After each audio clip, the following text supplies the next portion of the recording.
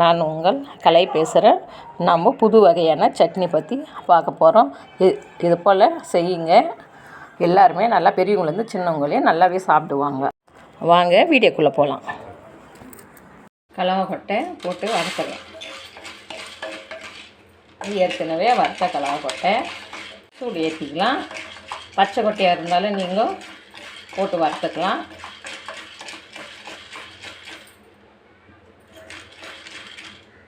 ஊற்றிக்கலாம். நம்ம அதில்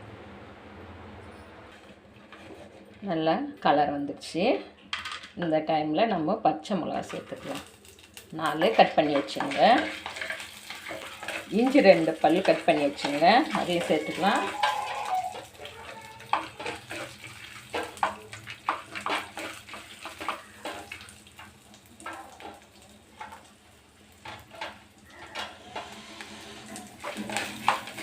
பூண்டு போட்டுக்கலாம். ஒரு 4 பல்.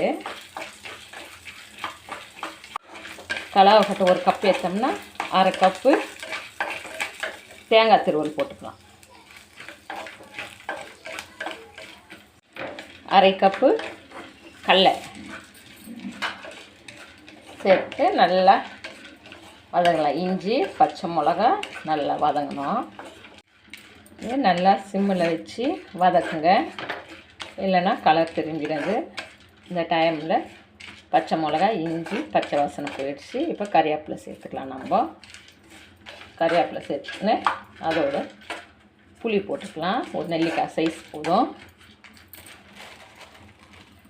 சீரகம் 1/2 டீஸ்பூன் போட்டுக்கலாம். இதை நல்லா வதக்கிடலாம். இப்போ தீ மட்டும் கம்மியாக வைங்க. சிம்மில் வச்சுட்டு வதக்குங்க. நல்லா இந்த மாதிரி வதக்கி செஞ்சிங்கன்னா ஹோட்டலில் செய்கிற சட்னி மாதிரி நமக்கு இருக்கும். வீட்டில் எல்லாருமே நல்லா விரும்பி சாப்பிடுவாங்க. இது எல்லாம் வரப்பட்டுடுச்சு. இப்போ நம்ம இது வேறு பாத்திரத்தில் மாற்றிக்கலாம். கேஸை ஆஃப் பண்ணிக்கலாம். இது கொஞ்ச நேரம் ஆற வைக்கலாம்.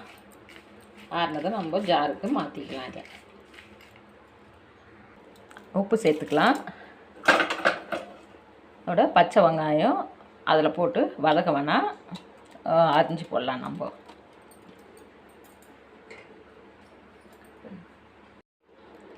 கொஞ்சமாக தண்ணி சேர்த்துக்கலாம். இப்போ ஆக்ஷன் வந்துடலாம். இன்னும் கொஞ்சம் தண்ணி சேர்த்துக்கலாம். அதில் சட்னியை அரைச்சிட்டோம். பாருங்கள், நல்லா மைய அரைச்சிட்டுக்கிறோம். ஒரு தாளிப்பு போட்டுக்கலாம். கடுகு போட்டுக்கலாம்.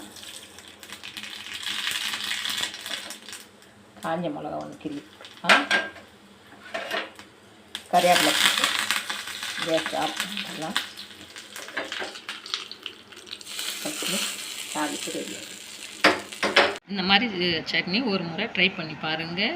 இட்லி தோசை சப்பாத்திக்கு நல்லா இருக்குது. உப்புமாவுக்கும் நல்லாயிருக்கும். ஒரு முறை செஞ்சு பாருங்கள். இந்த வீடியோ உங்களுக்கு பிடிச்சிருந்தா லைக் பண்ணுங்கள், ஷேர் பண்ணுங்கள், சப்ஸ்கிரைப் பண்ணுங்கள். உங்களுக்கு சமையல் குறிப்பு பற்றி எதனா தெரியணுன்னா கமெண்ட் பண்ணுங்கள். அடுத்த வீடியோவில் சந்திக்கலாம்.